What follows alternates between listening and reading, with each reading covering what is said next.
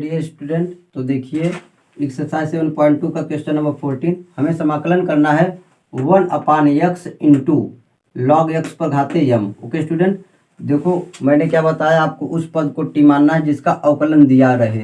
तो log x का अवकलन क्या होता है 1/x। लॉग एक्स का अवकलन 1/x होता है, इसलिए इसको हम क्या मान लेंगे, टी मान लेंगे। ओके स्टूडेंट, इस पूरे पद को क्या मानेंगे, टी मानेंगे। ओके स्टूडेंट, तो माना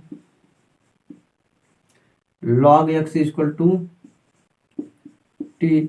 दोनों पक्षों का अवकलन करने के लिए डी डी एक्स ऐसे लिखा जाता है, log x x के सापेक्ष आप कर रहे हैं तो t का क्या होता है डी टी बटे डी एक्स होता है, हमेशा आप जान गए।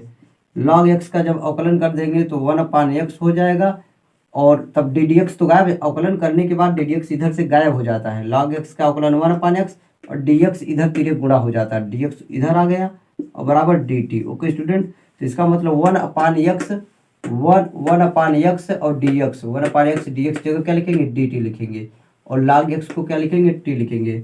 अतः आपका क्वेश्चन क्या हो गया, चेंज हो गया, इंटीग्रेशन 1/, इसको क्या log x को क्या लिखेंगे, टी लिखेंगे, log x को क्या लिखेंगे, टी, और घात यम है, log x को टी और घात यम, और 1/x dx जगह dt लिखेंगे, क्या लिखेंगे, dt लिखेंगे। ओके डियर स्टूडेंट, अब ये जैसा अभी मैंने बताया, एक घात को ऊपर ले जाने पर घात का चिन्ह बदल जाता है, तो आपका हो जाएगा t पर घात -m dt। ओके स्टूडेंट, तो आप देखिए इसको m को अंक के जैसा ही मान करके हल कीजिए, क्योंकि जिसके सापेक्ष हमको समाकलन करना होता है उसको छोड़ करके प्रत्येक अक्षर को भी अंक जैसा ही माने, अचर पद होता है, स्विच अचर। ओके स्टूडेंट, तो -m में एक जोड़ेंगे, है ना, वही समझ पा रहे हैं, -1m में एक जोड़ेंगे, समाकलन करने के लिए घात में एक जोड़ दिया जाता है, तो आपका यही हो गया। तो इस तरह से आपका क्या हो जाएगा, t पर घात -m+1, और वही चीज है बटे में भी -m+1 और प्लस c समाकलन स्थिरांक। अब t की वैल्यू रख दीजिए। ओके स्टूडेंट, t की वैल्यू क्या है, log x है, t की वैल्यू क्या है, log x। तो आप log x और घात क्या लिख सकते हैं, इसको 1 - भी, -m+1 का मतलब 1 - लिखा जा सकता है, इसको 1 - भी लिख सकते हैं, और बट्टे में आपको इसको भी 1 - लिखा जा सकता है, 1 - और प्लस सी। इस तरह से आपका ये आंसर हो गया। ओके स्टूडेंट, तो इसको नोट कर लीजिए।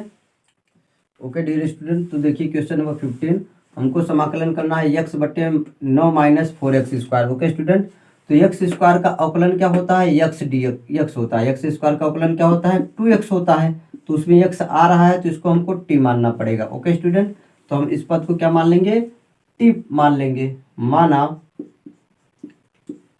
9 - 4x² बराबर क्या मानेंगे, t। दोनों पक्षों का अवकलन करेंगे, डी डी एक्स इस तरह से लिखा जाता है 9 - 4x², और t का तो dt बटे dx होता है। ओके स्टूडेंट, अब 9 का अकेले अंक का अवकलन क्या होता है, 0 होता है अकेले अंक का, तो इसको लिखने की जरूरत नहीं है। गुणा में -4 है, यहाँ पर ध्यान दीजिए, 4 गुणित x² है, तो गुणा में जो रहता है वैसे ही रहता है। x² का अवकलन क्या होता है, 2x होता है, x² का अवकलन 2x होता है, और dx इधर तीरे गुणा हो जाएगा, बराबर क्या हो गया, dt। ओके स्टूडेंट, तो आप देखिए x dx बराबर क्या लिख सकते हैं, dt बटे -4 दूनी 8, -8 बटे में आ गया। ओके स्टूडेंट, तो x dx जगह क्या लिख सकते हैं, -dt बटे 8 लिख सकते हैं, माइनस ऊपर ले जा सकते हैं ना। अतः आपका क्वेश्चन चेंज हो जाएगा, ध्यान दीजिए।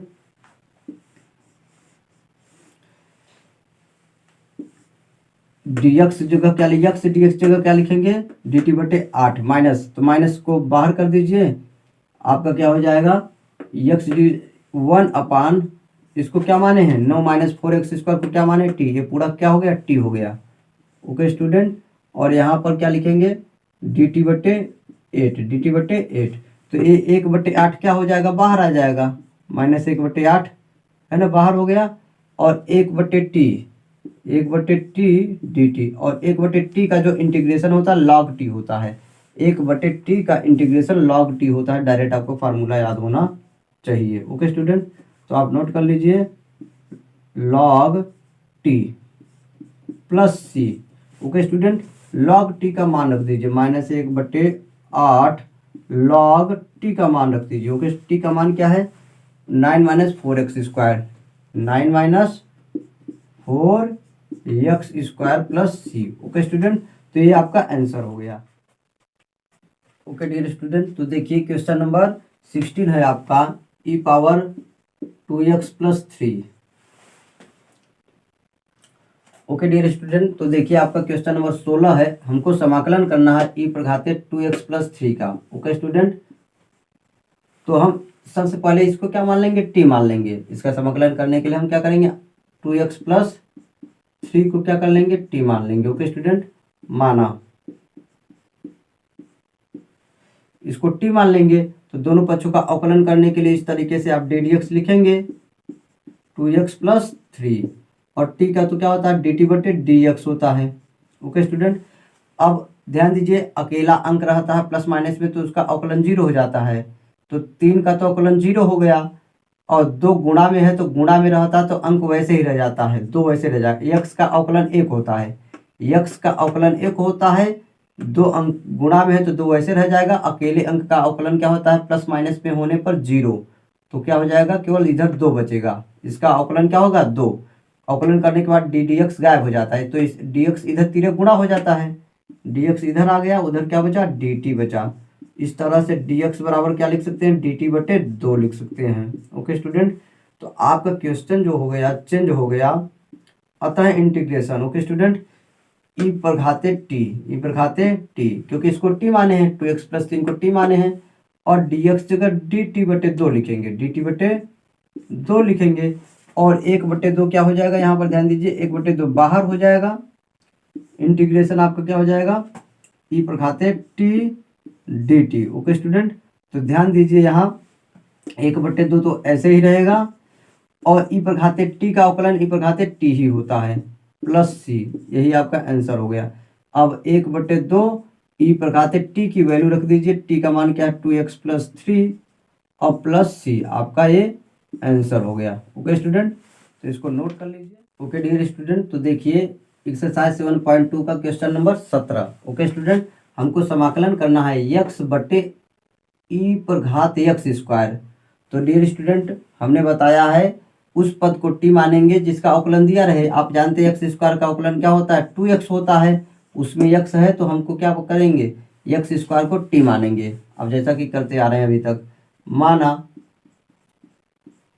x square equal to t, दोनों पक्षों का अवकलन करेंगे तो आप इस तरीके से ddx लिखते हैं, x स्क्वायर बराबर t का तो dt बटे dx होता है। ओके स्टूडेंट, तो x स्क्वायर का अवकलन तो क्या हो गया, 2x हो गया, और तब ddx गायब हो जाता है, अवकलन होने के बाद ddx ये वाला गायब हो जाता है। x स्क्वायर का अवकलन क्या हो गया, 2x हो गया, dx इधर तिरक, ये वाला dx इधर चला आता है, तिरक गुणा हो जाता है, बराबर dt बचा। तो यहाँ से x dx बराबर क्या लिख सकते हैं आप, dt बटे 2। तो इसका मतलब x dx जगह क्या लिखेंगे, अंश में dt बटे 2 लिखेंगे। ओके स्टूडेंट, तो अतः आपका क्वेश्चन चेंज होकर के आपका बदल गया। ध्यान दीजिए x dx जगह क्या लिखेंगे, dt बटे 2, और dt वगैरह लास्ट में लिखा जाता है, dt बटे 2 लिख दीजिए।